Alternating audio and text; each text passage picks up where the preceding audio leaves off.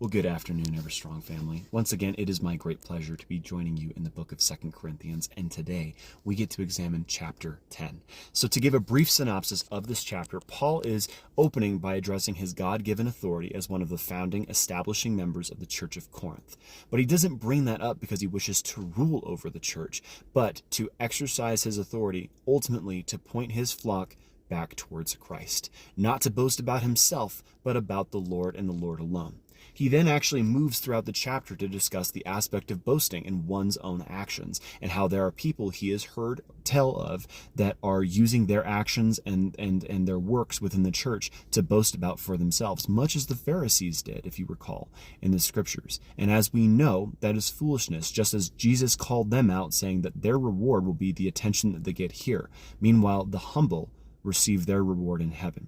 Now, that's not to seek after a transactionalist belief system, but ultimately it is to teach us that we should not seek after glorifying ourselves, and we should only glorify God.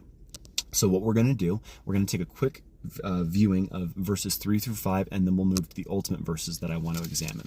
So firstly, verse 3, we are human, but we don't wage war as humans do. We use God's mighty weapons, not worldly weapons, to knock down the strongholds of human reasoning and destroy false arguments. We destroy every proud obstacle that keeps people from knowing God. We capture the rebellious thoughts and teach them to obey Christ. This is an exercising actually of authority. First things first, our job, what we are called to do, is to preach the gospel to all four corners of the earth, to all men, to all women. But after that, once they are in the fold of Christ Jesus, we are to edify them, help break down barriers, and ultimately point them towards Christ. The next set of verses I'd like to look at are verses 17 and 18. As the scriptures say, if you want to boast, boast only about the Lord. When people commend themselves, it doesn't count for much. The important thing is for the Lord to commend them.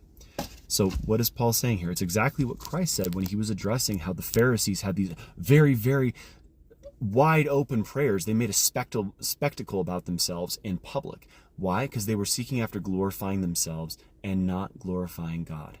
So what we should do, you should do, I should certainly do, as I'm on a spiritual platform here, is we should seek after glorifying God with our actions, not ourselves for following through with those actions. Instead of trying to do things to gather attention for ourselves and lift ourselves up on high, I know we're selfish and we ultimately want to be seen, but if we are to be seen, let us be seen as an ambassador to God, and that they not see us, but they see the Lord working through us. Okay? Well, that being said, we'll come back together for prayer later on, but I hope y'all have a truly blessed rest of your afternoon. God bless you. I love you guys.